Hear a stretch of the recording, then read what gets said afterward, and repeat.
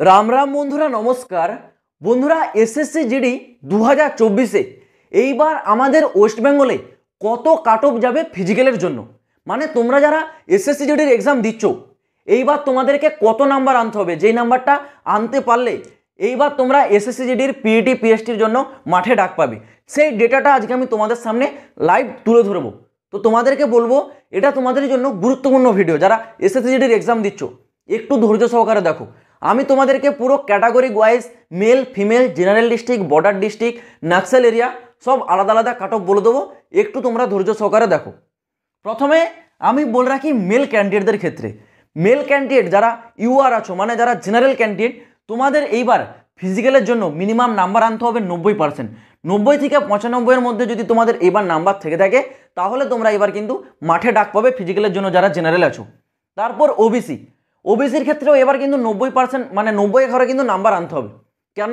কারণ এইবারে ওবিসিতে কিন্তু সব থেকে বেশি ফর্ম অ্যাপ্লাই হয়েছে, সেই ক্ষেত্রে ওবিসির কাট অফ কিন্তু এইবার হাই যাবে। ঠিক আছে, আমি যারা ওবিসি আছো বলে দিচ্ছি তোমাদেরকে কিন্তু 90 নাম্বার আনতেই হবে মিনিমাম যদি তোমরা ফিজিক্যালে যেতে চাও।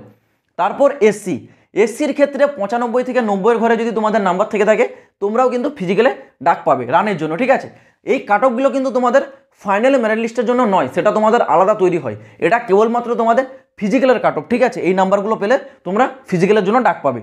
তারপর এসটির ক্ষেত্রেও 80 থেকে 85 নাম্বার কিন্তু তোমাদের থাকতে হবে, তাহলে তোমরা কিন্তু মাঠে ডাক পাবে। তারপর ইডাব্লিউএস এর ক্ষেত্রেও মিনিমাম কিন্তু 88 নাম্বার থাকতে হবে, তাহলে তোমরা ডাক পাবে ফিজিক্যালের জন্য। নেক্সট বর্ডার ডিস্ট্রিক্ট, যারা বর্ডার ডিস্ট্রিক্টে আছো তোমাদের জন্য এখানে কিন্তু 80 থেকে 85 তোমাদের নাম্বার থাকতে হবে, তাহলেও তোমরা কিন্তু এখানে ফিজিক্যালের জন্য কিন্তু যেতে পারছো। নেক্সট নাক্সাল এরিয়া, যারা নাক্সাল এরিয়া কোথায়, আমাদের পশ্চিমবঙ্গের নাক্সাল এরিয়া একটাই আছে ডিস্ট্রিক্ট, সেটা হচ্ছে ঝাড়গ্রাম। যারা ঝাড়গ্রামে যারা নাক্সাল এরিয়াতে আছো তোমাদের ক্ষেত্রে 75 থেকে 80। ঠিক আছে, এই নাম্বারটা থাকলে মেল ক্যান্ডিডেটরা তোমরা যারা আছো তোমরা কিন্তু ফিজিক্যালের জন্য ডাক পেয়ে যাবে। এবার ফিমেলদের ক্ষেত্রে আসি। ফিমেলরা যারা ইউআর আছো মানে যারা জেনারেল আছো তোমাদের ক্ষেত্রে মিনিমাম 85 নাম্বার এখানে কিন্তু থাকতে হবে যদি তোমরা মাঠে যেতে যাও। ঠিক আছে, এই নাম্বারটা তোমাদের থাকতে হবে। তারপর ওবিসির ক্ষেত্রেও 78 মানে 78 থেকে 80 নাম্বার তোমাদেরকেও রাখতে হবে তাহলে। ঠিক আছে, তাহলে তোমরা কিন্তু ফিজিক্যালে যেতে পারছো। নেক্সট এসসির ক্ষেত্রে 80 নাম্বার তোমাদের রাখতে হবে। এসটির জন্য 75 থেকে 80 নাম্বার থাকতে হবে। যারা ইডাব্লিউএস তোমাদের জন্য 77 নাম্বার থাকতে হবে।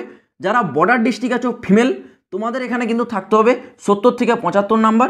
যারা নাক্সাল এরিয়া মানে যারা ঝাড়গ্রামের ফিমেল ক্যান্ডিডেট আছো তোমাদের জন্য কিন্তু 70 নাম্বার থাকতে হবে, তাহলে তোমরা ফিজিক্যালের জন্য ডাক পাবে। দেখো আমি তোমাদেরকে এই যে নাম্বারগুলো বললাম না, এটা কিন্তু 100% কনফার্ম নয়, এটা আমি আমার অ্যানালাইজ থেকে বলছি। এই নাম্বারগুলো যারা যারা টাচ করেছো বা যাদের আইডিয়া আছে যে আমরা এই নাম্বারটা পাবো, তোমরা ভাই এখন থেকে ফিজিক্যালের জন্য প্রস্তুতি নেওয়া শুরু করে দাও। কারণ ফিজিক্যালেই ম্যাক্সিমাম ক্যান্ডিডেট কেটে যায়। কেন?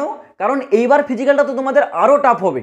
বিশেষ করে এইবার ফিজিক্যালটা বুঝতে পারছো গরমের টাইমে হবে, তখন প্রখর সূর্যের তাপ থাকবে। ঠিক আছে, তো রান করাটা খুবই ডিফিকাল্ট হয়ে যাবে তোমাদের জন্য, বিশেষ করে ফিমেল ক্যান্ডিডেটদের যাদের এই নাম্বারটা আছে তোমরা এখন থেকে ইমিডিয়েট রানটার প্রস্তুতি খুব ভালো করে শুরু করে দাও।